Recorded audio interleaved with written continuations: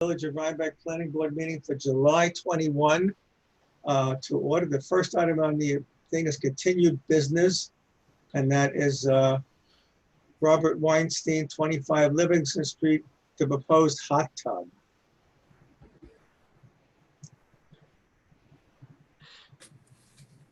The applicant went through the variance procedure, and they did get a, they got the variance. They got the area variance for 5 feet. Right. Oh, okay, they got it. Even with Rachel's, okay, good.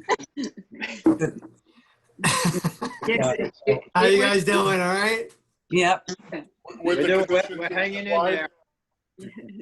The vote was unanimous. Good. The vote was unanimous. Okay. And our vote, our recommendation was unanimous. Yes. So I think, does any of the board members have any further questions about the hot tub?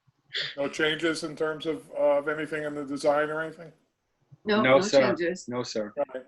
They just Well, asked there the fence were to a few. maintain. There were just a few conditions. One was to maintain the fence. Right. And I think during the actual install, we'll take a look at how we're going to drain the hot tub so it doesn't impact the neighboring property. So we can drain it along the house and then terminate that water out into the backyard.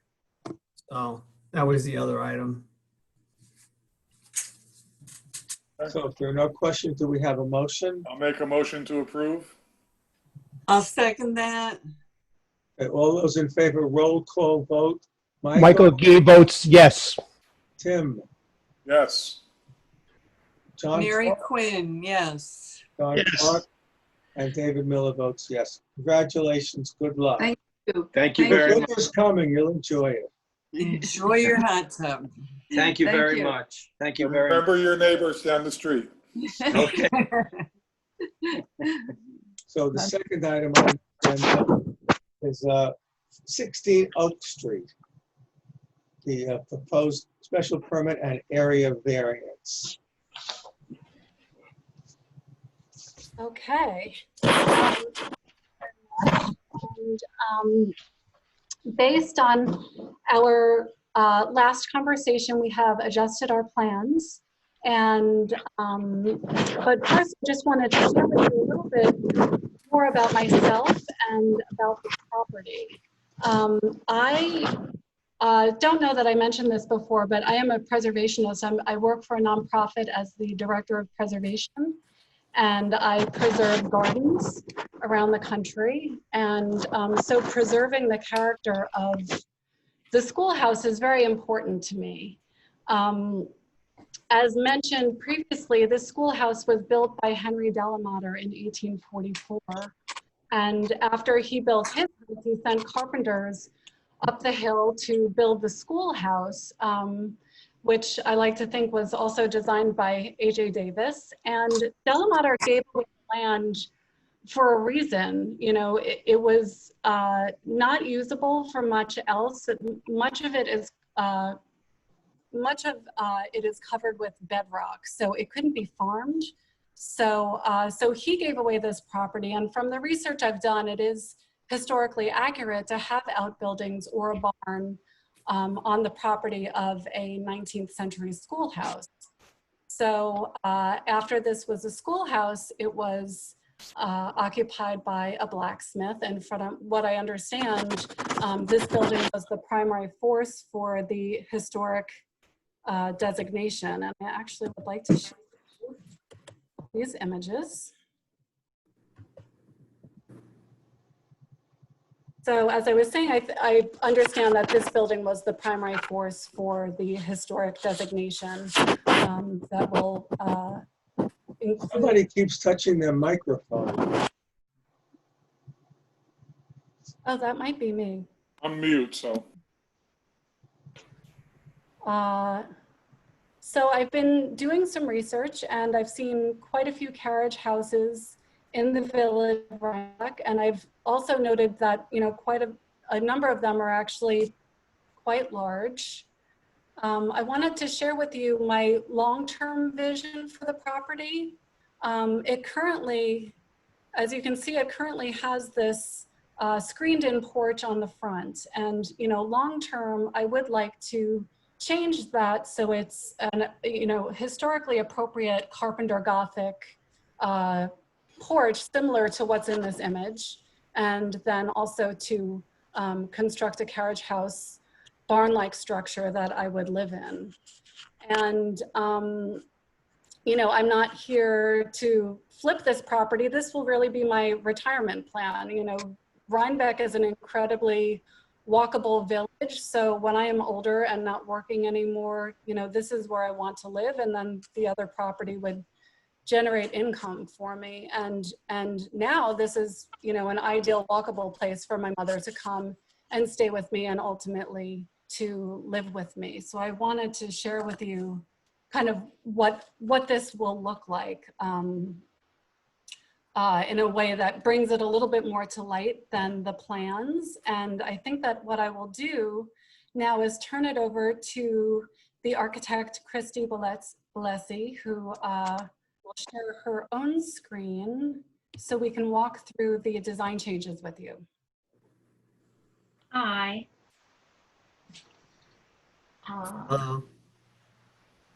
Am I sharing my screen yet?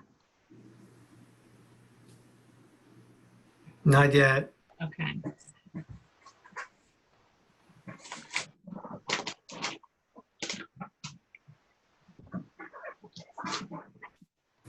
So my client, Pamela, while I get my documents up here, I'll speak.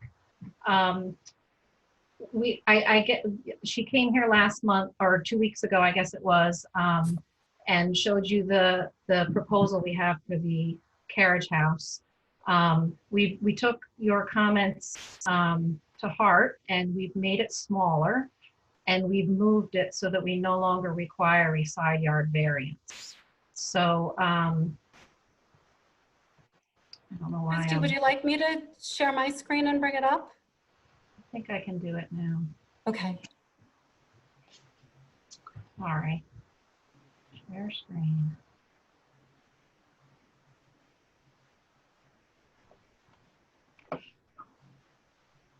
Okay. Now do you see it? Yes.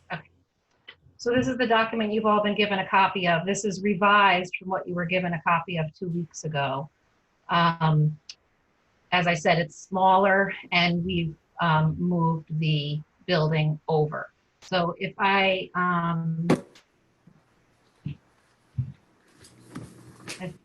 you focus on the site plan up here, you can see the dashed line of where the current garage sits.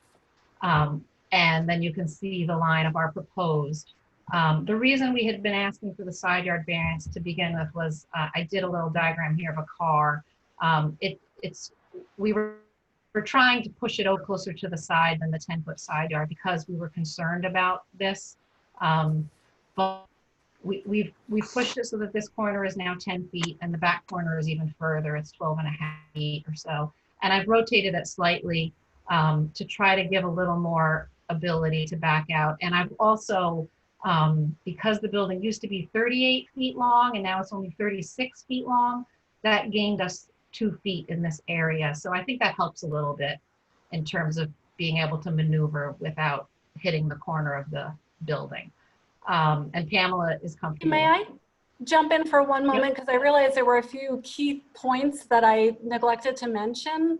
I just wanted to point out, you can see that the schoolhouse is centered on the property. The property is 14,500 square feet, and it's on a double lot. It's one of, I think, 4 double lots on Oak Street. And it's the only building on the street that's set back 50 feet. And I just want to note that how it is sited on the property is part of its specialness. You can't do anything in the front, and quite frankly, you wouldn't want to. And as I mentioned, a good portion of the back is bedrock. So, you know, my goal is to preserve this as a one-room schoolhouse and not replace it with a large house. The property was never designed as a residence. And the laws were not written for this unique scenario, you know, which is why variances are so important. So I just wanted to add that, because the way it has been conceived is so that it's really quite unobtrusive, and it will also really fit with the character of existing schoolhouses in Rhinebeck and with the neighborhood. Right. So, yeah, because the existing structure is so unique, we have a hard time meeting the guidelines in terms of the footprint being less than 75% of the footprint of the primary structure. So Can I interrupt for a question, please? Which is the existing structure existed that way when the property was purchased. Yeah. So nothing has changed relative to the size or the location of the existing structure on the property. No, So they this conditioned this that structure has been like this for more than a Right, so it's century. a condition that the applicant purchased. Yeah. Knowing that that was the location of that structure. Right. My personal circumstances have changed since I bought the house. So this doesn't suit my lifestyle at this point. So the rules are that a accessory structure, or the summation of all accessory structures on a property, should not be greater than 75% of the primary structure in terms of footprint. We are at 94% instead of that 75%. So we are exceeding that guideline, and most of that is our 2-car garage. And we felt that with the accessory dwelling unit and the primary dwelling unit, that 3-car requirement would be great. Even though the property is large compared to its neighbors, it seemed really valuable to be able to hide 2 cars into a carriage house style building and then have 1 parking space out here. So that's how we're meeting the 3-car requirement. And since we're meeting the 3-car requirement in that way, it increases our footprint size. The other requirement in the code or in the guidelines for the residential area is that an accessory dwelling unit should be 25% or less of the area of the primary dwelling unit. And for ours, and the other rule in that same paragraph is that it should be between 400 and 750 square feet for an accessory dwelling unit. So we are at just under 750 square feet. We're at 744 square feet now that we've shrunk our building. But so we meet the guideline in principle, but there's no way we could be 25% of the primary habitable space because the building is so petite.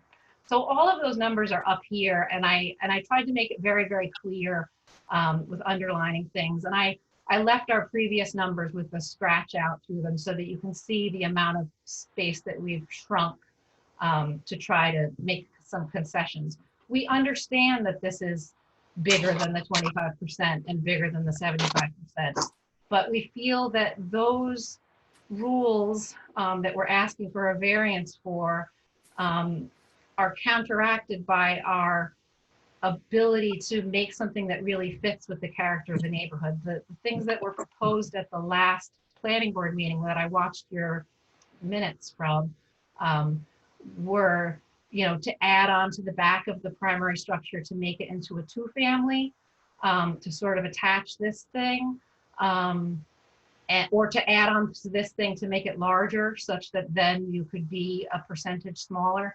But none of those things would be at all historically appropriate for this really amazing existing historic structure that really hasn't been monkeyed with too much, other than the fact that those porches have been enclosed and some of the exterior siding has been changed. But Pamela hopes to as she mentioned, fix some of that stuff up to make it look more historically accurate with that. So we did a lot of things in our design very consciously to minimize the scale of the building, because we know that it's larger than it's supposed to be compared to the primary building, because our primary building is so small. So one of the things that we did is the second floor steps back 4 feet from the first floor, and we have this roof across the front. So that enables this gable to be stepped 4 feet back from that front wall where the carriage house doors are. That enables it to feel smaller. We also have a porch along the side, although the side is Pamela's own property, to help bring down the scale of things. And our second floor walls are not full height walls. Those are only 7-foot walls, again, to bring down the roof, the scale of the whole thing. The entire structure, I think, as Pamela mentioned, is intended to be a dark color, because dark colors is a fun architectural trick to sort of make things recede and not be so prominent like a light color would be. So we've really thought long and hard about ways to mitigate this self-imposed problem that we're creating here. And we really are trying hard to work with you and the village in general and the ZBA to fit with the character of the neighborhood, the character of the village and the pattern book of the village, and the historic nature of the property that's there, you know, especially by moving it over and no longer asking for a side yard variance. So I think that's everything, unless there's questions or if you think I missed saying anything, John or Pamela. No, I think that was pretty much it. Ryan sent something out just a little while ago from the state, the 2020 regulations that say floor area gross calculation is everything that's under the roof. Closets, stairways, ramps, corridors, that all is included. So what is the square footage of the house? And what is the square footage of the accessory apartment? So you can get a calculation for how much over the 25% rule you're going. Yeah, I have all those numbers are up here, and I also did a little diagram that if you'll bear with me, I'll pull it up here. The square footage of the existing primary structure, the footprint is 878 square feet. The total area, because it has a second floor, is 1,008 square feet. So that's the primary structure as it exists. The current garage shed is 496 square feet.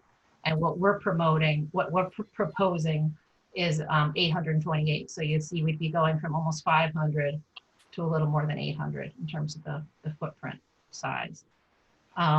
We're still well below the lot coverage because the lot is so nice and big. So we're nowhere near any of that stuff. For our dwelling unit, the net first floor area is 199 square feet, and that includes the bedroom. We have an entry on the side to get into Pamela's apartment. We thought that it's very important to have an interior entry. I know that sometimes people will minimize their square footage by having an exterior stair going up. It's a hazard and it's ugly. So we really wanted to have an interior entry with a stair going up. It was very important to Pamela, as she sort of mentioned, that it had the first floor bedroom and bathroom, so that when her mother comes to visit, she has an accessible bedroom and bathroom. But Pamela's primary living area is on the upstairs, which is a square footage of 545 square feet on the second floor, because remember that steps back. So when you come to the top of the stairs, you're basically in an open kitchen, living, dining area. There's a small hallway where, again, a bathroom and a bedroom. It's very modest living. We've shrunk it really as much as we can shrink it, and Pamela can live there. So if I bring up my picture here, this is the from the New York State definition. The occupied area is the floor area is what we're supposed to be calculating for the apartment. And I asked John this way back in May. So they say that you don't have to include unoccupied accessory areas, which is corridors, stairways, ramps, toilet rooms, mechanical rooms, and closets. And I What you need have, to do is calculate it the same way for both. yeah. So Right. Right. yeah. So what I did was I subtracted 15% of the primary structure square footage, because I haven't actually physically been in the building or measured it, but I figured 15% is kind of a good rule of thumb for what could be mechanical and bathroom sort of space. If I can rotate this. I don't know if I can rotate this. Yeah, that's pretty accurate. Yeah, so I'm sorry, I can't seem to rotate this right now, but if you just tilt your head, you can see the shaded areas are what I've counted in my calculation. So I didn't count this closet. I didn't count this closet. I didn't count the bathroom or the linen closet. I did count this hallway because this is such a small living space. We're doing a lot of double duty, and this is actually the office. So I'm not trying to cheat in any way. The only No, part but it's such minimal square footage. I don't such think minimal square foot. And you can see on the first floor, I counted everything that is not accessory space. I didn't count the laundry, the closet, or the bathroom, or the garage, or the stair, because those are by definition not part of the habitable, the art or the But you floor didn't area. consider those in the primary structure either. Right. So it's a wash in terms Yeah, of. yeah, and you know, unfortunately, even doing that, I'm sorry, these are sideways. I feel silly, but The primary unit you say is 1,008. yes, What is the accessory apartment square footage? 744. so. So You David, can zoom in there. yeah, try to make this simple. There's two sections of the code that needs relief. One is the section 120-27A, subsection 2, which is the 75% rule. What's required is you can't exceed 75%. What's being proposed is 94%. Right. They need relief of 19%.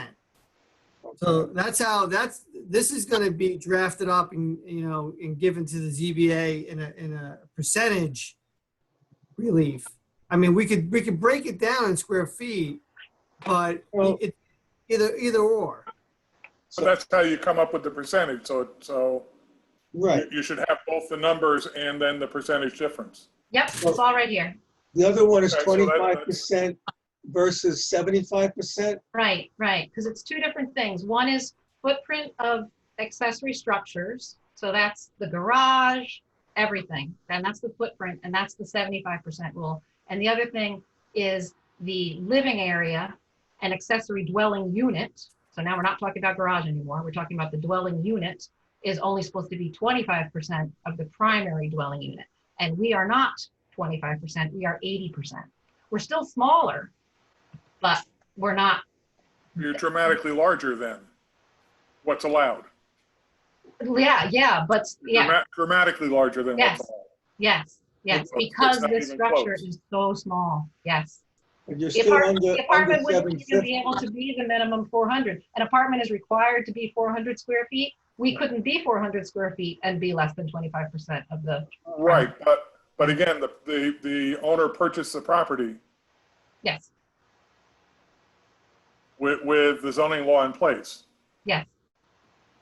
And we're asking Right. for a And, variance. and this plan was done, I assume, with an understanding that there were zoning laws in place in terms of Of course. what was allowed and what Yes. was not allowed. Yes, and that's why we've tried really hard to minimize the impact and really work with what is in the code and the zoning ordinance. It's been very important. It's always very important to me in all the work I do.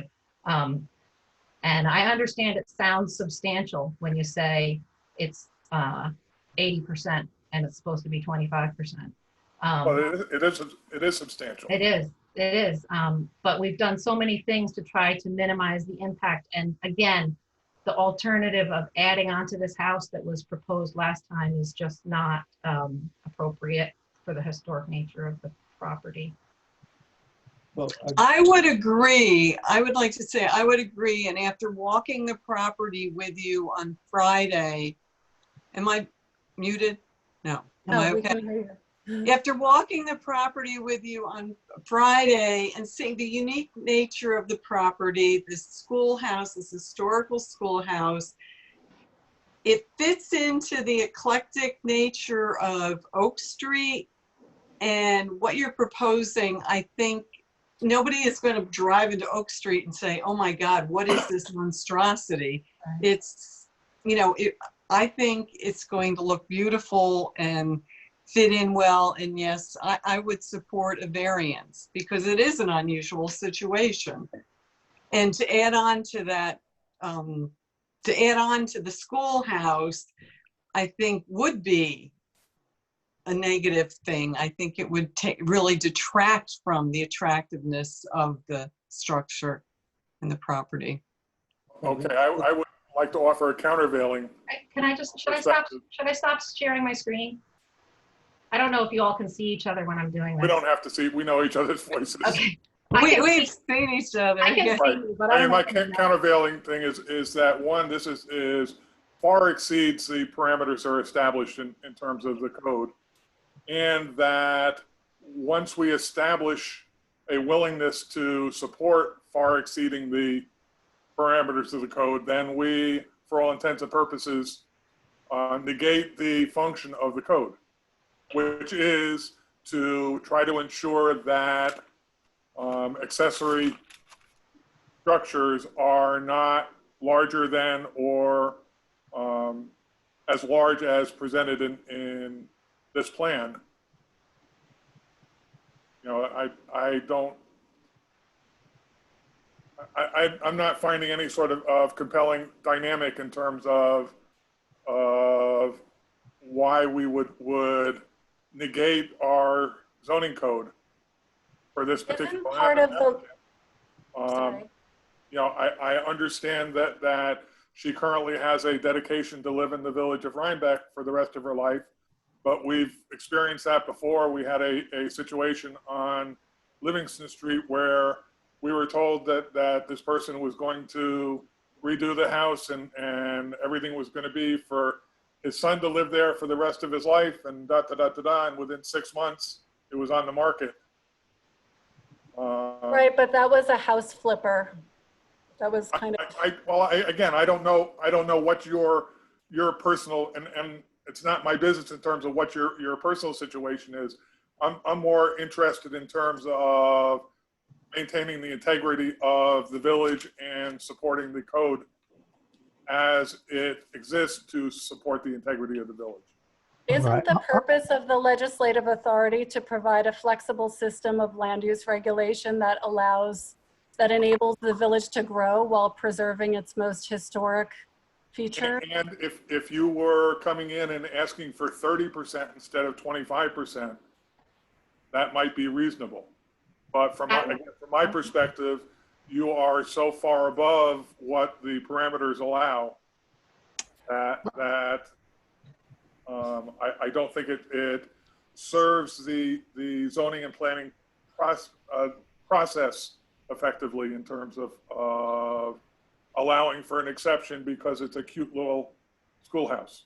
And I agree, it's a cute little schoolhouse, but that's not the prevailing reason to allow for a large accessory structure that's far above the size and scope of what's allowed.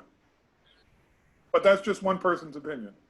I do understand what you mean, because I understand that it's the board's job not to think about one personal applicant, but the perpetuity of this property, being used by whoever's going to be using it. And I do completely understand. I'd like to hear from the rest of the board, Mary and, Michael and John. All right, I'll start. I have a long and storied relationship. I'm looking right out my window at it right now. The former owner, I became his caretaker, and he became more of a father to me than my own father. And I have a long history and knowledge of that house. I've been in every crevice and corner and laying with the spiders underneath it. And it was a schoolhouse built on bedrock, and he couldn't even get more than a little hole in one corner, just enough to get a water heater and a furnace in. When he died, my fear was, knowing the condition of that house and knowing its history and knowing construction, somebody would come in and say, tear it down. And that's what got me the impetus to start getting Oak Street and some of the other streets in the historic, because they should have been on from the 1970s. I think this is a really good plan based upon the catch-22 aspects of the way the law is written, not taking into consideration a unique structure built when probably, you know, Andrew Jackson was president, or it's built on bedrock. There's very little that you can really do easily on that property. And knowing the former owner, he would be tickled pink that this plan would be on his property. He was very interested in history. He loved it when Scott Cruikshank bought his mother's house and did that whole project up there. He was just so happy. And I think this adds to Oak Street and the uniqueness, and knowing the prejudice for many, many years here of being a tar pot, to see somebody come in and want to put this in here and not just to buy something, slap vinyl on it or tear it down. I am so in favor of this, and I think this is a great plan. And I think you've done a good job. So I'm in favor of it. Yeah, I agree. And I feel like somebody else, if you had to sell it, somebody else coming in there would want to tear the whole thing down and put something, you know, it would be gone. This unique, beautiful schoolhouse would be gone if. Christy, could you This stop kind of- sharing your screen for a second? Oh, I'm sorry. Yeah. Here is, no, that's not it.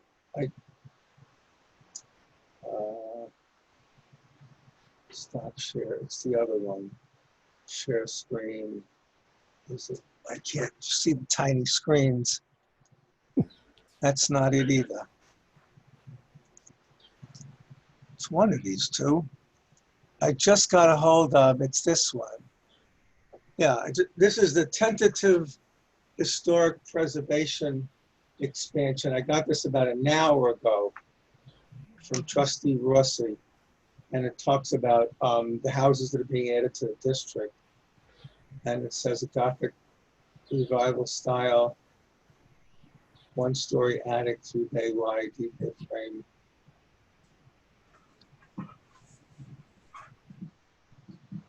And it listed as a contributing building and a non-contributing one-story, 2-bay wood frame garage. He doesn't, I thought he would say more about it, like, you know, the architect. Well, its construction date is wrong because it's on the maps that Mike Frazier showed me, you know, when I went to the Historical Society with you, David, and we actually started to find the first things about the first school, and it was 1844, and it was the school from 1844 to 1860, and then they closed it, built the Buckley School, and then they, you know, they sold it. It was a blacksmith shop for a number of years. So Got my house in 1858, and my house is built in 1810. So I don't know where he got these numbers from, but I just wanted to give you the description of what he thought about the house and the garage. And I don't know where I have to talk to somebody about these dates, because I think some of these dates are incorrect. But it isn't, the main building is an important building. The garage is certainly non-contributing. But John Clark is, what happened to John? I'm here. What do you have to say? Let's start. This is two variances. One is the 90% versus 75% in terms of accessory buildings. And I think that that's not substantial enough. And because this is in the big backyard and there's a large lot, and typically in that area, you won't notice. The reason to have that 75% is that the accessory buildings, the garages and everything wouldn't dominate the house. And I think the way this is laid out, that won't happen. So I'm in favor of a positive recommendation on the 75% rule. I don't think that's substantial. The other one is substantial, and the way state law on area variances work, is there's 5 tests to consider, but it really comes down to in the law, and if you look in the zoning, it says this, take into account the benefit to the applicant if the variance is granted as weighed against the detriment to the health, safety, and welfare of the neighborhood or community by such grant. So essentially you say, is this a harm to the neighborhood versus the benefit to the homeowner? This obviously benefits the homeowner. I don't think it is a detriment to the neighborhood because of the layout, the way this thing is laid out and the way the architecture is set up as a carriage house.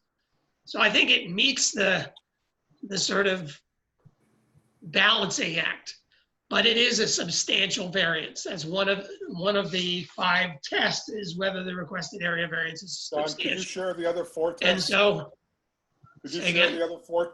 Could you share the other 4 tests? Whether an undesirable change will be produced by the character of the neighborhood or detriment to nearby properties will be created by the granting of the variance. Whether the benefits sought by the applicant can be achieved by some method feasible for the applicant to pursue other than an area variance. 3, whether the requested area variance is substantial. 4, whether the proposed variance will have an adverse effect or impact on the physical or environmental conditions in the neighborhood or district. And 5, whether the alleged difficulty was self-created, which consideration shall be relevant to the decision of the Board of Appeals, but shall not necessarily preclude the granting of an area variance. But the opening sentence is what really sets those 5 tests up. Those are considerations, but it really comes down to a balancing adverse impact versus to the neighborhood versus benefit to the applicant. Obviously, it benefits the applicant. I would have preferred if she could manage to make the area variance less substantial. But in this case, and I think what we have to worry about is precedent, so that the next person who comes in and wants to double the size of the 25% or thereabouts can't use this as a precedent to get around the basic instructions and the rules. And what I would say in this is really unique building. In other buildings, you would say, well, why don't you add on to the back of this building, or why don't you add on to the building so it becomes a bigger footprint so you can have a bigger accessory apartment. In this case, because of the unique nature of this old schoolhouse, I think you can make the case that it deserves some extra consideration. So with all that said, I think I'm in favor of a positive recommendation, but with an acknowledgement this is a substantial and the board should lay out the unique reasons if they decide to go ahead and give a variance for these 2 variances. So John Fenton, so we're going to vote on these one at a time? Yeah, we have to make it clear. And now keep in mind, I mean, the applicant did withdraw the 3rd variance, which was the side yard setback, basically positioning the accessory dwelling further behind the house. So it is decreasing the visual impact also. And with respect to the 25% rule, this particular application is so out of whack because their 25% only comes to 252, which doesn't even qualify for the minimum dwelling unit. So this is a unique application. And I understand what everybody's saying, but this isn't your typical, it's not your typical size house asking for a typical size dwelling unit. This is a little bit different. But not every property is designed for having an accessory dwelling unit. Well, Throughout the village, any of a variety of modest size structures where neither the property nor the primary structure would support a secondary structure such as this. And then the applicant could say, plead no contest to this section of the code because they can't comply with it either way. So John, I have one added question for you, which is that they've located the propane tank in the setback. Yard setback. I am showing the propane tank on that side of the house, yes. Is that, That's allowed, isn't it, John? Yeah, the propane tank is actually based off of the NFPA code. What size is the tank? it's not that, it's whether that's considered part of the, If it was a condenser or an air supplier or something like a mechanical, then yes. If it's a tank, no. If it could be part of the mechanical system, but it's not considered part of the structure. so that's allowed within the setback any place in the village.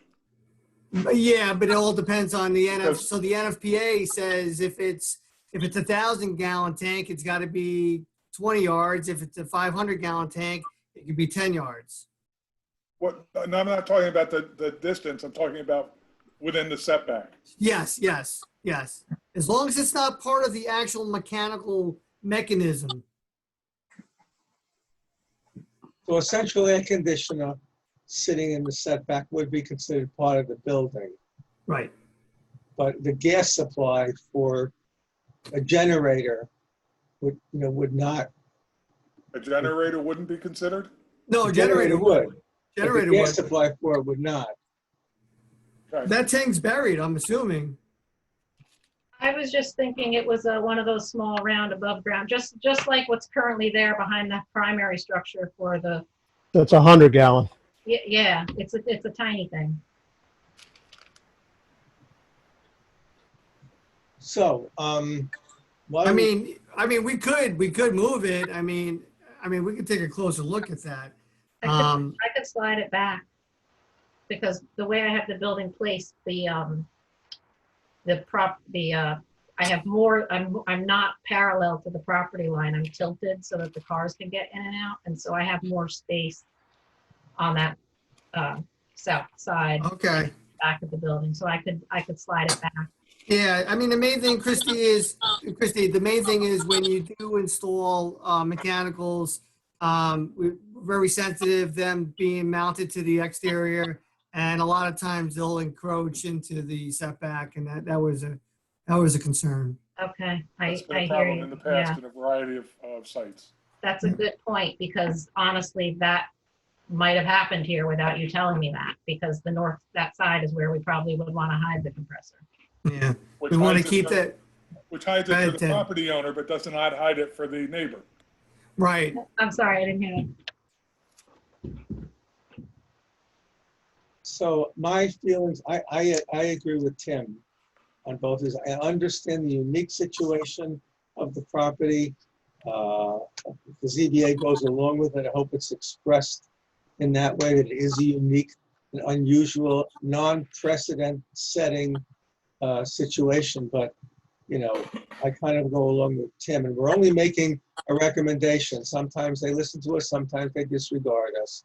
So we have to have a motion, positive or negative, for both of these. So we could start with either one. Could someone make a recommendation for the 75% rule or the 25% rule, positive or negative? Would it help if there were some kind of whatever codicil or whatever stating that the schoolhouse would be maintained and what's the word? Ongoing, that the character, the historical nature of the schoolhouse would not be changed over Preserve. the years. Somebody's not going to, rip off the. Well, it's going to be on the historic register in a few months, so that'll pretty much protect it. Yeah. I think it should be done sometime this fall. We're going to talk about that at the end of the meeting, about where it's going with Neil Lawson and the people in Albany. I had some questions and I wanted to talk about some issues. So you're saying regardless of what happens to this, that the schoolhouse would be they'd be forced to maintain the schoolhouse as New is? garage would be a non-contributing building. As it is, the old garage is non-contributing, the new one would certainly be non-contributing to modern intrusion into the district, so it wouldn't be counted. Being on the National Register does not protect the building, absolutely. Being recognized as part of the historic district in our local zoning would help protect it. Right. So and that's so the second step. we'll talk about that later, but just so it's Right. clear. There are two steps that we have to talk about so we understand everything. But we'll talk about that in the discussion at the end. Right. So I need someone to make a positive or negative I'll make recommendation. a positive recommendation on the, in regard to the 75% accessory building limit. That to me is not substantial, and that the building being behind the main building and up a hill reduces the need to comply with that 75%, absolutely. I will second that. Okay, now the conditions or the reasons, you have to have reasons why you're voting positively. I stated two of them. It's a larger lot. The building is hidden, mostly hidden behind the building, the existing building, and that it's up a hill so that the building in the back will not be objectionably large or overwhelm the existing building. Ryan, do you have that? And to Yes, change yes. the existing building would be a detriment to the entire property if someone were to add on to or demolish or I whatever. think that applies mostly to the next variance, but yes. Okay. Right. Okay, sorry. All right, all those in favor? Say- Michael Gee, aye. Mary Quinn, aye. John Clark, aye. And Decker, nay. David Miller, nay. So it's got 3-2 in favor of the 75% variance. Now, someone has to make a positive or negative recommendation for the 25% rule. I'll make that motion positive. We have a second. I'll second that. Okay. And what would the conditions, the reasons for the 25% rule? Because the footprint of the original schoolhouse is so small, you can't, under the letter of the law, reach the minimum amount of living space. And also, what they're doing is they've designed a carriage house to hide cars, which is, which is important. And I think it's going to make the neighborhood look good. And we've already got one that we approved 2 lots down. I think the other condition is that there's no measurable or effective detriment to the neighborhood about this. And if you have to balance the benefit to the owner versus any potential detriment to the neighbors, I think the plan makes the new building contextual and fit within the backyard and be primarily hidden. So the size of that building back there will be negligible in terms of its apparent visibility from the street. I agree. All right. Can we have a roll call vote on the 25% rule? Michael Gee, aye. Mary Quinn, aye. John Clark, aye. And Decker, nay. David Miller, nay. Okay, so we have 2 3-2 recommendations, which will or will not mean something to the Zoning Board of Appeals. And then you'll come back to us either way for site plan review. Can I ask a question that's sort of anticipating site plan? Is that what's the siding made out of? Party board in that dark blue or dark gray color, Okay, clapboard style. party board is good. Just make sure it's smooth finish, not the fake vinyl grain. Definitely, definitely. I'll make a comment on your elevations. Number 5, it says proposed north elevation. That is actually the south elevation. When does the Zoning Board of Appeals meet next? August 20th. 20th. Oh, okay, so you have to wait till September for this, or after August 20th, okay. So then it would be A public September. hearing on September the 1st for the accessory dwelling The unit. 1st or the 8th? It Oh, the would 1st. be September 1st. Yep, okay. Okay? Good luck. Thank you. Thank you very We've much. got a long wait. We've got to wait a month. Yeah, thanks. Good Thank night. you. All right, guys. Good night. Next item on the agenda is Catherine Morrison, Warren Temple Smith, 71 Livingston Street.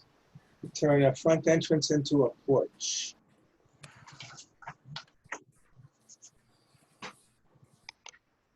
We have, there's Warren, Hello? there he is. So we've got a lot of material here. Do you have that to put on the screen, or do you want me to screen share? If you could screen share, I have it all in little pieces. Yeah, I think I can. We'll try this. I could look them up. Hang on. Okay. So let me know if you can see that. Can I ask one simple question first? I was Sure. in front of there today. So does the new porch and steps come beyond where the brick steps are now? Do they come in front of, a little bit in front of that? It does. That's correct. It does, okay. Yes, right. Okay. And then it also exceeds the entire length, I believe, of the house. Right. Right, Gary, yep. It kind of Right, has to yeah, use the yeah. space as a porch. okay. Are you able to see my screen? Yes, No, we don't Okay. see you. No, I No. don't see it. What? Not seeing any shared documents. So the first page cover sheet has a photo of the current house, a rendered image of the house with a full front porch, and then a site plan over on the right-hand side. We don't see, I don't see anything. Does I anybody don't else? see anything either. You have to press the screen share button at the bottom, the green screen. Yeah, share. I did. Let me try that again. Uh, It says share screen. Let's see if that works this time. And when you press share screen, you'll see everything that's open on your computer. And you Yeah. have to click on one of the things that's open, and that's the thing you're looking at. Okay. There you go. Yeah, working. there we are. We're still learning, but we're doing pretty Okay. good. Right. So it's getting smoother. By the time we can meet in person again, we'll have this down pat. Yeah. So on the top left is a photo of the existing house. Below it is a rendering, pretty much the same image, showing the proposed front porch, which, as Mary observed, it's 6 feet would project out from the house. The current front porch is about 4 feet plus a step. This would be 6 feet, which is pretty typical of the other porches along here. We had initially looked at a deeper porch, 8 feet, which is more commodious, but we felt not only was it sticking out too much in front of the house, but it also limited too much the planting area between the porch and the sidewalk. And Catherine Morrison is an avid gardener and wanted to have a planting area. So we pulled it back to 6 feet, which you'll see later on is consistent with the other porches, most of the other porches along Livingston Street there. And there's a site plan based on a survey on the lower right. That site plan, which was based on a survey by John Decker, it shows the porch on the house immediately to the east, which is set further back, but does not show the front porch on the house immediately to the west, but that actually projects out in line with the porch that we're proposing to add. Let me go to next sheet. This is a plan. And so it's showing the front porch held a little bit back from the corners, which is characteristic. Very simple posts across there and a step down to the bluestone walk, which will retain as a connection to the sidewalk. And we're probably going to propose to put a step on the east side down toward the driveway too, so Catherine can walk directly to her car from the side of the porch as opposed to down to the sidewalk and then up again. But that's the plan, which is pretty simple. So David, so basically, Warren's going for a front yard setback. Existing is 7.75, proposed is 5.75. The only thing is, there's an asterisk in the dimensional table that allows the planning board to make a kind of executive decision to bypass that variance if the planning board feels up to it. Tim, unmute yourself. Based upon contiguous properties. Yeah. Exactly. Yep. So it basically states that if the two Right, so adjacent let me show you structures- the other property there. Yeah, Yeah, these are just additional renderings, but I've got some photos that I took. So this is looking east on Livingston. And so the house that's sort of, not the first one you can see, but the second one, the sort of gray one is Catherine Morrison's house at 71 Livingston. And the one just to the west of that, which is 69 Livingston, has a front porch that you can see, and it's kind of hard to tell with the raking photograph, but those porches would line up. The one beyond has, the house itself is set further back, and it's a very different style house. It's not a gable front, and that was successfully renovated, but that porch is a little further back than these others. And the next house further on with the gable on it, which you can sort of see the side of it there, which is the DAR house, I believe. That's got a different porch altogether. It's sort of a 19th century porch was added to it. So looking west, and here you see not only 69 Livingston, but my own house is 65 Livingston. And so those front porches are all basically in alignment. The gable fronted houses are all pretty much the same distance from the sidewalk, same distance from the street. And so I would suggest that this proposed front porch, as a full width front porch, is very much in the character of those two houses immediately to its west, even though it's a little different from the somewhat less characteristic house to the east. And so we're keeping that street line. The real reason for doing this is that the front porch that's on the house now obviously is very small. It's simply a covering at the door, which is great when it's raining, but it really doesn't give you the opportunity to sit outside on the front porch. And Catherine wanted a porch that's a little bit more gracious so she could sit there and enjoy the afternoon sun, or hide from the afternoon sun maybe in weather like this. But she feels, and I agree with her, that the porch that's on the house now is really not very characteristic of that house and that period. And so, both, again, for having a place to sit outside on the front of the house and also to have something a little more in character with the other houses in the neighborhood is why she seeks to add the porch. And I'm going to show you one more image, which is the survey on which our site plan was based. And again, you can see the house to the left of it, which is a house to the west. Although the porch is not shown, you can see that the houses basically line up with each other, whereas the house to the east is the whole house and its porch are set further back. Warren, Yeah. a couple questions for you. Do we have any idea in terms of the age of the existing porch? The age of and then the other age of the house? That the siding on that house is not typical. It's not. And do we have any idea in terms of when the siding of that house was changed from what was probably horizontal siding to the shingle siding? Clapboard, probably. Yeah. Right. Yeah. Clapboard. Yeah. I don't know. There's only one other house I know of. Yeah, there's only one other house I know of in the village that has this kind of siding, and it's the one over in the corner of South Street and Beach, and it has it.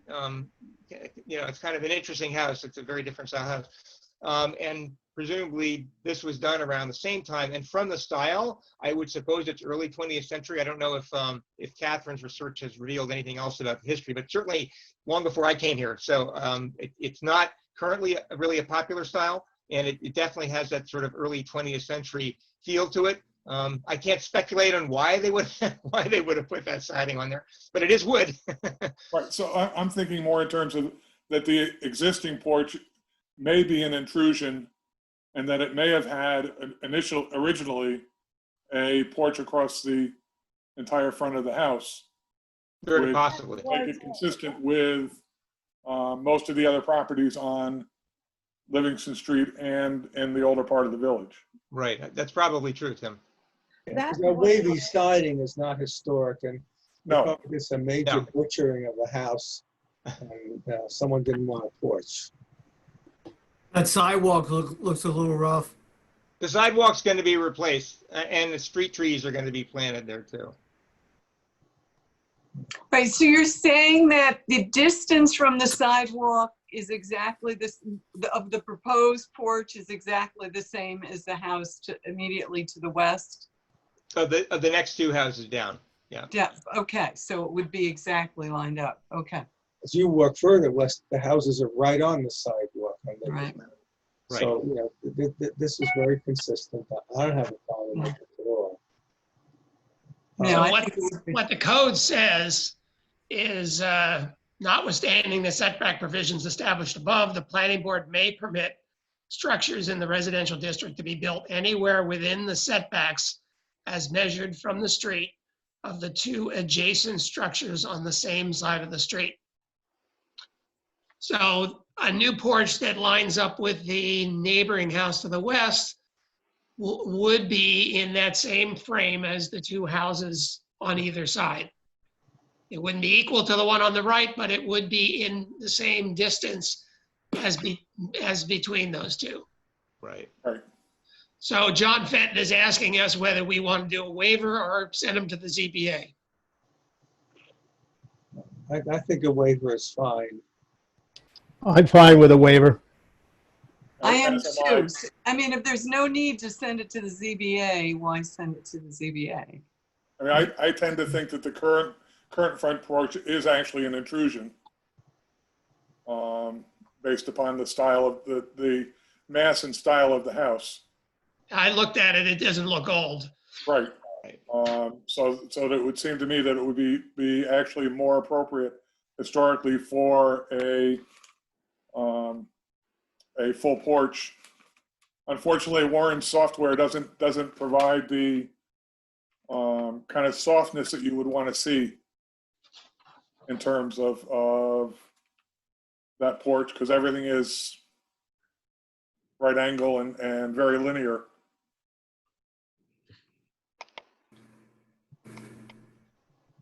Does that porch Which require Travis did. railings? John, does that porch I require railings? mean, it's diagrammatic. Yeah, it's. What's that? Do you need a railing? It's only two steps. Is that? you don't No, need- no, it's not required. 30 inches or less, you do not. Okay.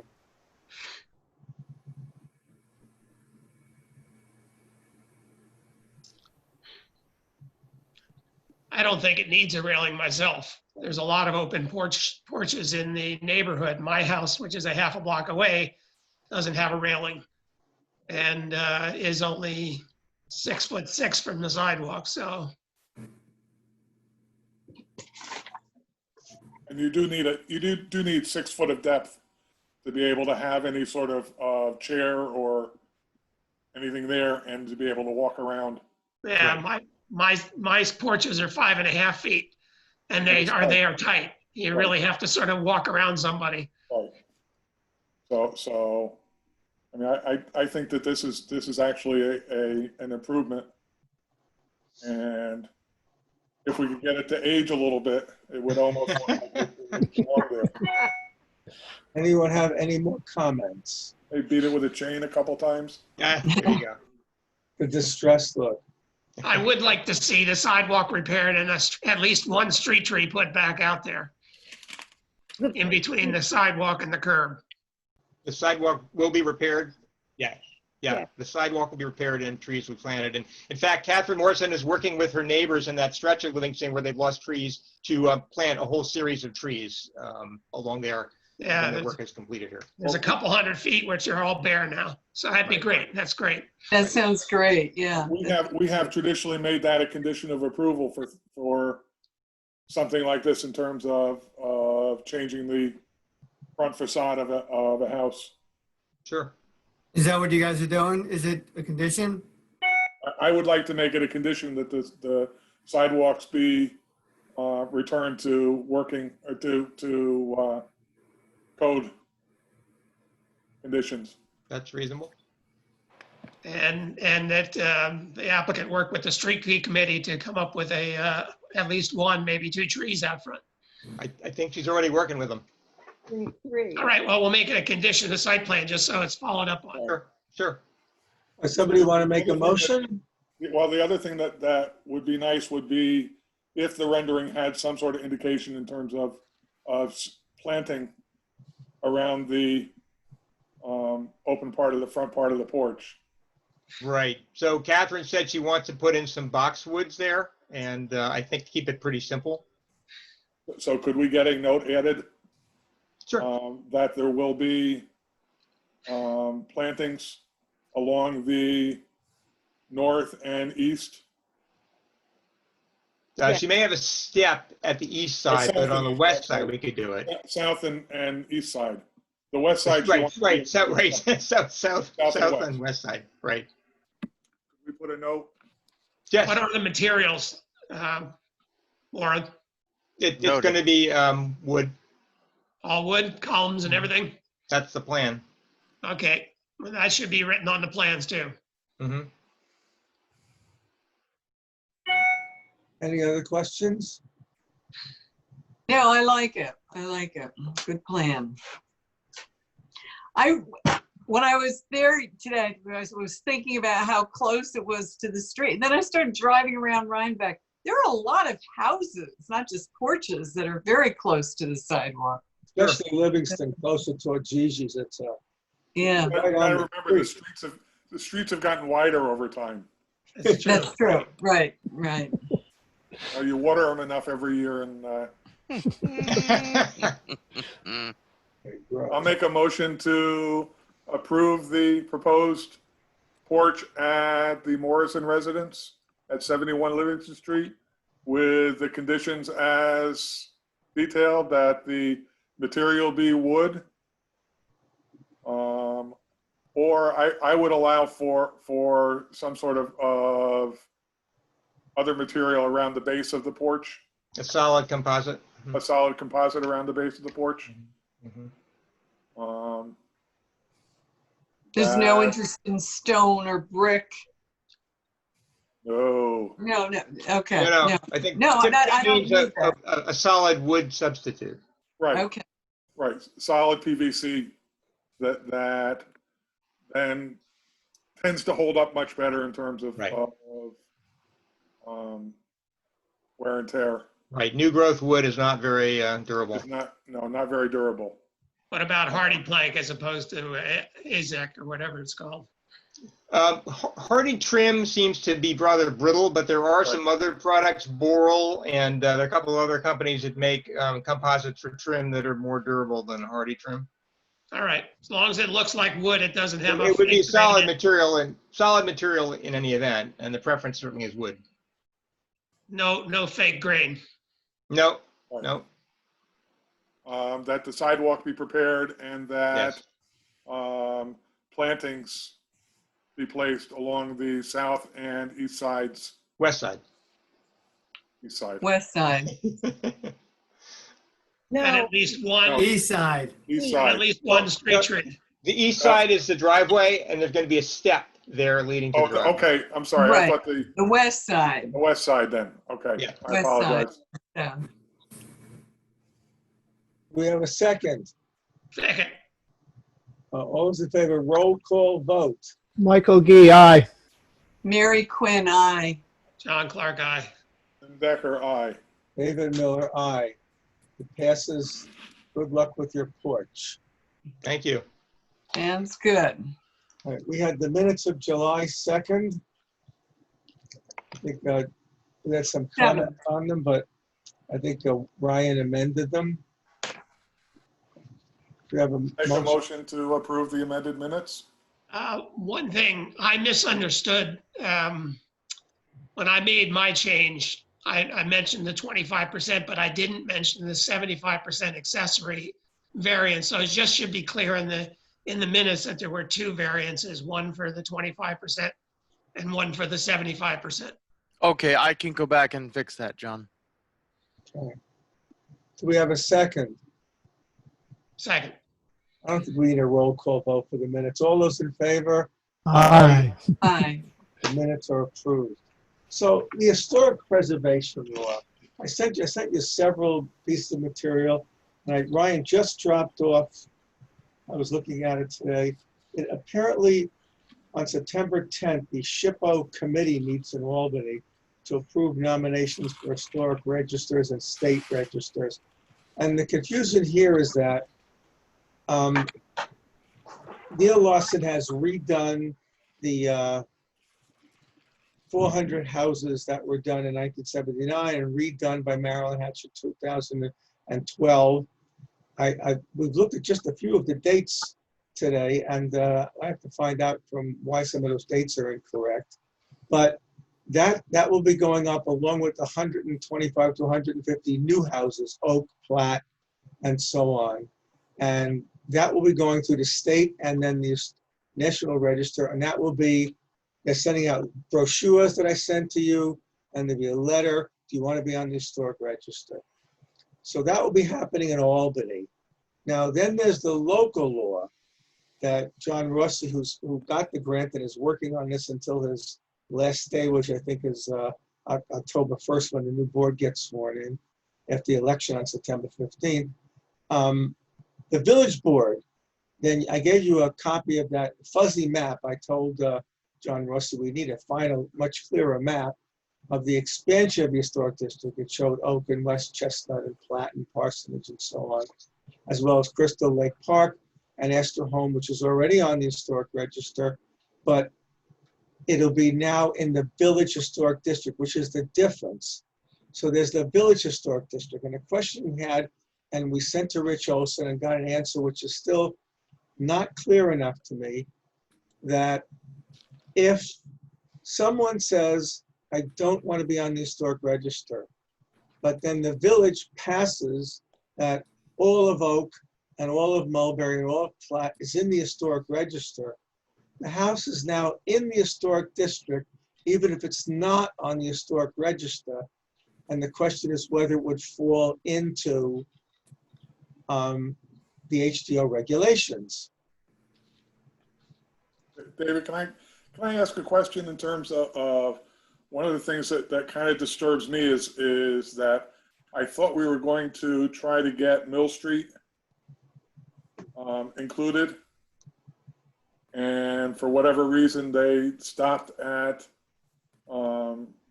Crystal Lake at the Legion Pond or whatever you want to call it.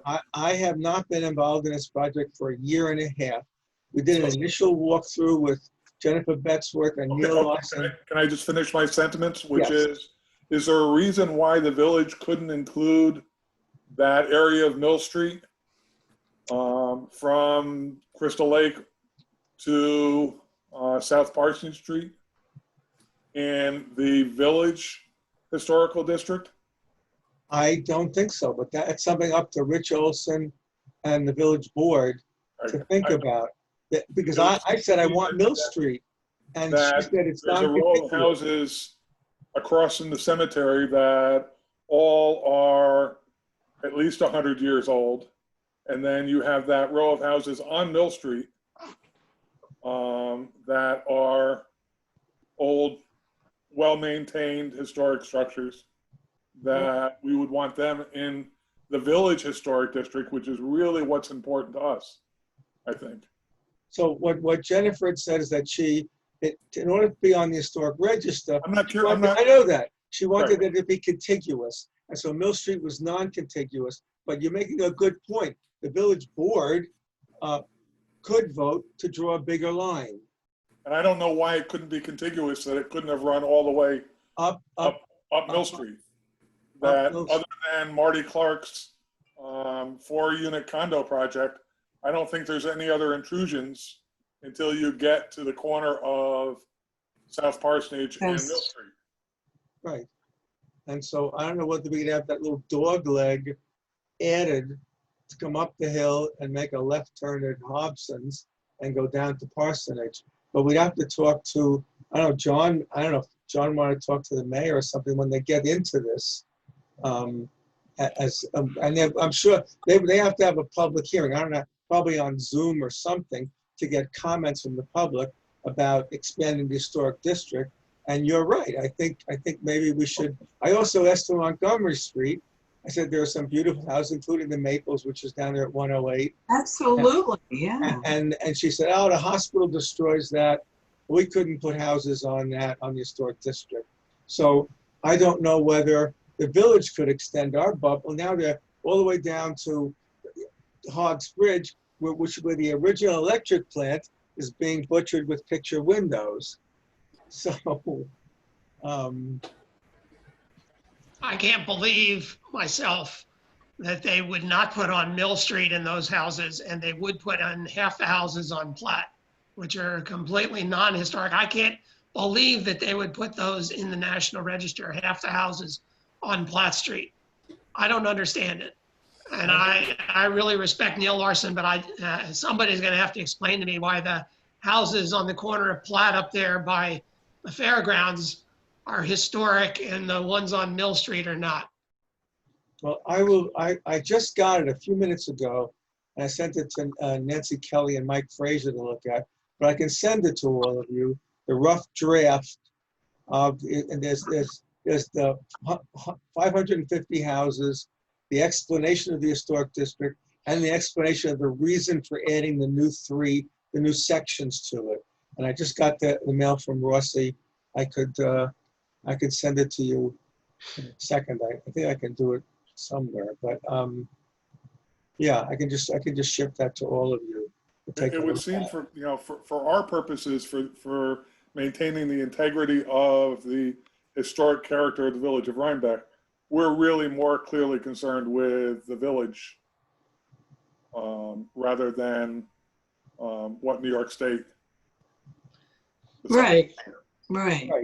Unfortunately, if you go to the historic overlay law, it doesn't have a lot in here in terms of how you get nominated, but what it says is that the village finds that the properties listed on the United States Department of Interior's National Register of Historic Places deserve an extra level of protection under the locally designated historic district. So it includes all the properties in the Rhinebeck plus the 3 individual buildings that were identified in the 93 Village of Rhinebeck plan. It does say that the village board trustees may designate historic districts and landmark protection measures.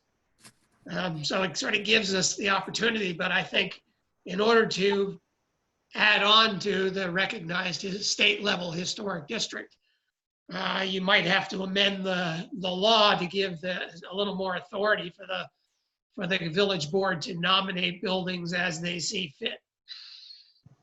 Yeah.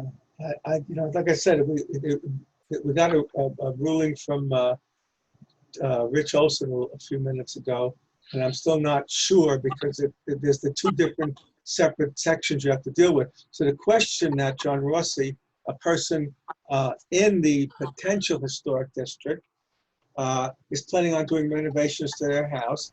The house currently has vinyl siding, and they want to do a bunch of different renovations. I don't know what they are. And they want to replace the vinyl siding with vinyl siding.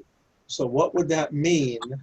And I said I would suggest that this get done quickly before this thing happens in the fall, or at least go to John Fenton and file a building permit in the next month or 2, so that the project has 18 months to be completed, and they get in before the deadline. So. That's what John Rossi wanted me to express. Can you tell people how to beat the system, David? Huh? Yeah, really? No, I'm just saying that, I don't, it's their decision. Vinyl siding is a heck of a lot cheaper than the hardy board or cedar. And, one of the issues that we always come up with is we want people to preserve the historic homes. And then where do they get the money to preserve the historic homes? There is no pot of money to help people, and yet we don't want John Fenton giving people summonses. Although we have, with the house across the street from me, the porch was repaired when John asked them to repair the porch. We're trying not to let houses fall into disrepair, but it's a tough. You can't say to somebody, you have to put cedar or hardy board on the side. It's way more money than vinyl. I think it is, but the house that you're talking about does not have any particular historic designation. I don't think it will be. I didn't get a chance to look at it. I just got that a few minutes before the meeting, and I'll forward it all to you, and I'll look at what house it was and what they say about it. The first cousin to the raised ranch, so. Yeah. Do we have the full write-up, the historic forms for each of these houses? Or is he just doing that little short paragraph for all these buildings? I don't know. There has to be a form filled out. There has to be a real form. That's kind of a summary. And it's incorrect. I mean, it says 108 is a contributing building. It's brand new. It was knocked down. It lists Isabel's house across the street from me, which is a modern ranch house, as a contributing building. I don't even understand. You know, I mean, there are some mistakes in there, and maybe this is a rough draft or So something. apparently the bars were open before they did their walk around the village. I don't know. Well, they shouldn't be going to public hearing unless we've gone through some sort of historical society or somebody reviewing this stuff to make sure that the information accurate, and the village agrees that some of these modern houses out on Platte deserve to be on the National Register. I just don't understand it. It doesn't make sense, no. I will, as soon as we end here, I will, Though they do qualify because, as I understand it, 50 years is the threshold. 50 years is the number. So And anything they're those mid-century. were all built prior to 1960 or Yeah, but so. 50 years is like a minimal number. You have to have some sort of architectural distinction. I don't disagree with you, but Right. that's kind of the dynamic that, I don't agree with half, you know, half in of 150 this. years, somebody's going to look at some of those houses and think how charming they are. Maybe. Yeah. not. Maybe in 100 years. That's poetically now for raised ranches in some places. So But I really disagree that we shouldn't extend it to catch real historic buildings up Montgomery Street and up Mill Street rather than up Platte. right. And I think it should agree. be some sort of vetting process rather than just having the state's consultants decide this for the village. So I nominate David Miller to yeah. spearhead this effort. Well, like I said, I sent it to Mike Frazier, who's the village historian, Nancy Kelly, who's the town historian, and I wanted those guys to look at this. I just got it like at 5 o'clock. All right. Well, I respect them. If they agree with them, I guess I will agree too. But But there are a lot I of have a things. hard Michael time. pointed out, you know, Oak Street had a bad day. My house has a bad day. So I don't know. It needs to be reviewed or where. And then I want to see the forms because, you know, I told John that, you know, we maintain the website, the Consortium Rhinebeck History has that, you know, it has 1979, it has 2012, and now we need 2020 plus the 2020 150 new houses. So we can look it up because I said every planning board meeting, there's 2 or 3 historic houses that are being looked at, and we have to be able to see what was said about them. And if they say, oh, it's not contributing, or the porch is critically important to the character of the village, we need to know that when we make decisions about letting him change something. So we need to have that available and get it up on the web. But I need the sheets. That is a summary, what I just showed you I got today. There are obviously official forms, like the ones you've been looking at from Marilyn Hatch from 1979. There are also levels of contributing buildings: critical, contributing but modern modifications to it. There's a bunch of categories that have been changed slightly since Marilyn's categories, but they still exist according to Jennifer Betzwer. So that may just be a quick summary and not the actual Maryland has an form. historical designation already too, right? Huh? Maryland has an historical designation too already, right?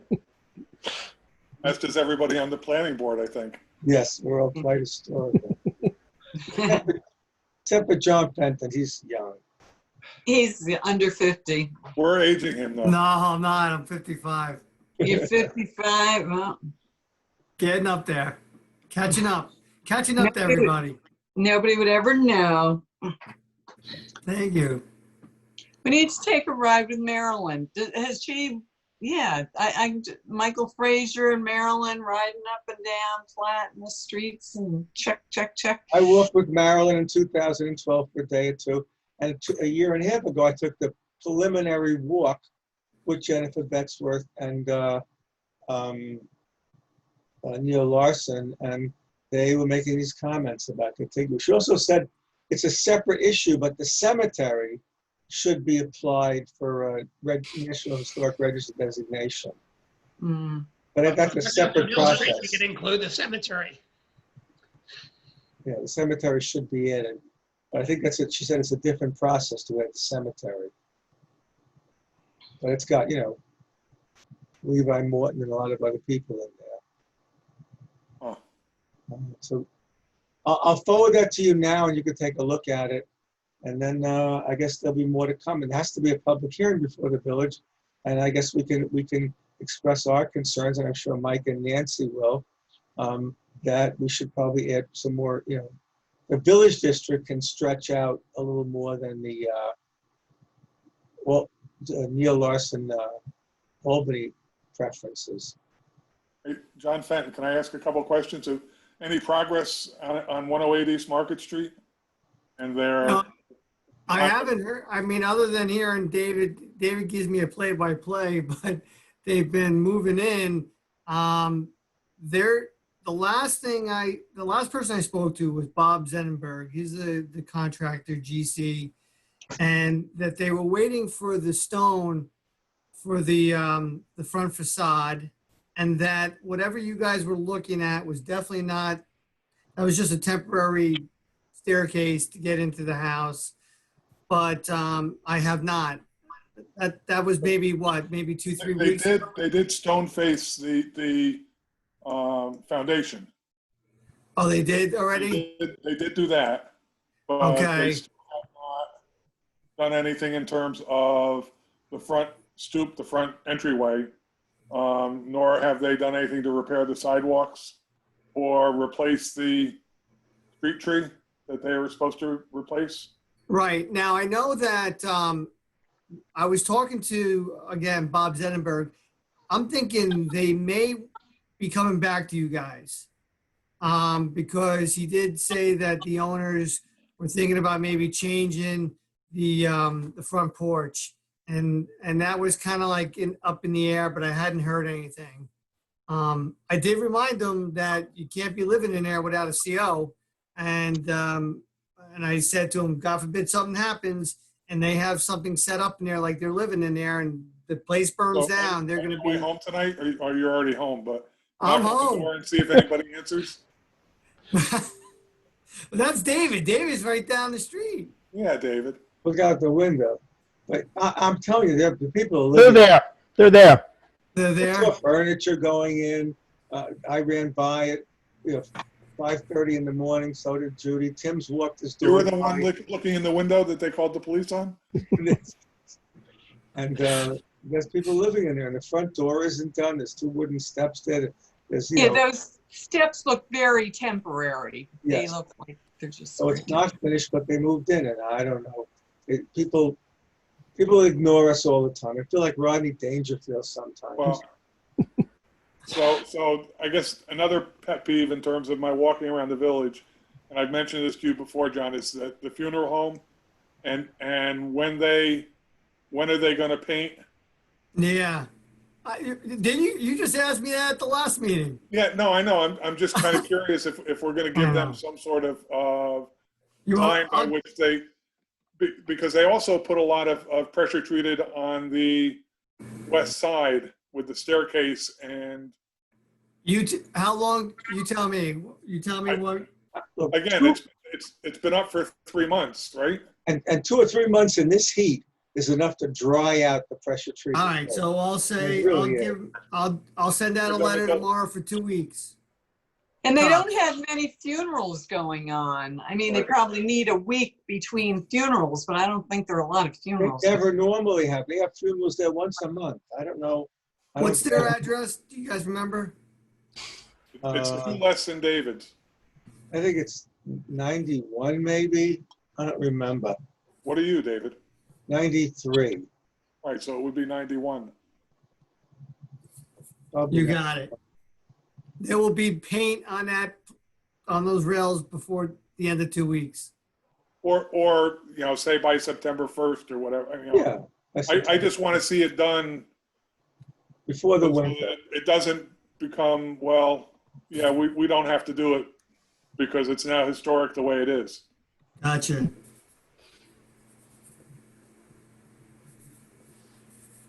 I don't know if you guys looked out your window, but there was a sandwich board in front of the store across the street that's selling men, women, and children. Men, women, there and was a children, sandwich yes. board on the sidewalk because the sign hadn't been put up yet, but I just shook my head. Look out your window tomorrow, see if it's still there. John, are you directed to kind of look the other way in terms of that stuff for the? What happened was the mayor, every Monday they have a mayors and supervisors meeting. And Marcus Molinaro said to basically everybody in the county, I want you to put together a whole list of local laws and provisions that basically can give relief to these businesses, meaning you don't have to comply with your site plan. You know, they suspended all these local laws, and they did it in a one big blanket form. And I think you can get it off the county website, and it lists every municipality and then that particular municipality's local laws that have been suspended. Personally, I don't think he can legally do that, but he did. And so so we've been told to kind of like turn a blind eye until the economy gets back to where it was. Or I can understand that. My God, some people are really in dire straits right now. You know, if a sandwich board sign is going to give them a little business. And Howard Jacobs has a huge backyard. Just put up some tents and put tables out there. He has no other place to He's go. done that, but he's also got his signs indicating he's open on the 27th of July. That's when he's reopening, Yes. right? Yeah, my concern is less in terms of right now, but how we're going to rein things back in. yeah, it's going to be tough. I mean, right now it's so unorthodox with everything going on, but I'm going to need help from, the guys that released everything, like the mayor and everybody are going to have to help me get everything back in order and let the public know and all these businesses know that effective these certain dates, the code goes back into action. And I'm sure there's going to be a lot of letters coming out from my department, and we'll see what happens. Snowplows are coming. This will all go away wintertime. Yeah. And Snowplows. you don't let it come back in the spring. That's right. Well, that's right. I mean, what's going to happen? So I know for a fact that those barricades are coming out, and I think like the week of Thanksgiving or just around then. The county is going to pick all theirs up and remove them. So at that point, when they dismantle all the outside seating, that's when everybody, the sign law, like you said, maybe let it linger a little bit, but come spring, no way. What is the occupancy allowed now inside? We're in phase 4, so 50%? it's still 50%. 50%. Inside, okay. Right. Yeah. With And- social distancing. Yeah. A lot of the businesses are really practicing it. They're taking a seat, they're putting a little little paper thing on once, you can't occupy, and then they're staggering them. I saw some diners putting plexiglass between the booths. So that way they don't have to do that. Because they have a plexiglass shield behind each booth. So they can use every booth. But maybe. people are being innovative. What happens if somebody sneezes? It's the plexiglass shield and protects the guy in the next booth. Somebody Did you ever better be cleaning that plexiglass every All day. of our history. Did you ever see it? You ever see an infrared sneeze? How far those droplets go? Oh, yeah. Yeah. All right, They speaking travel. of going far, can I make a motion to adjourn? Yes. I'll second. All those in favor? Aye. Aye. See you in 2 weeks.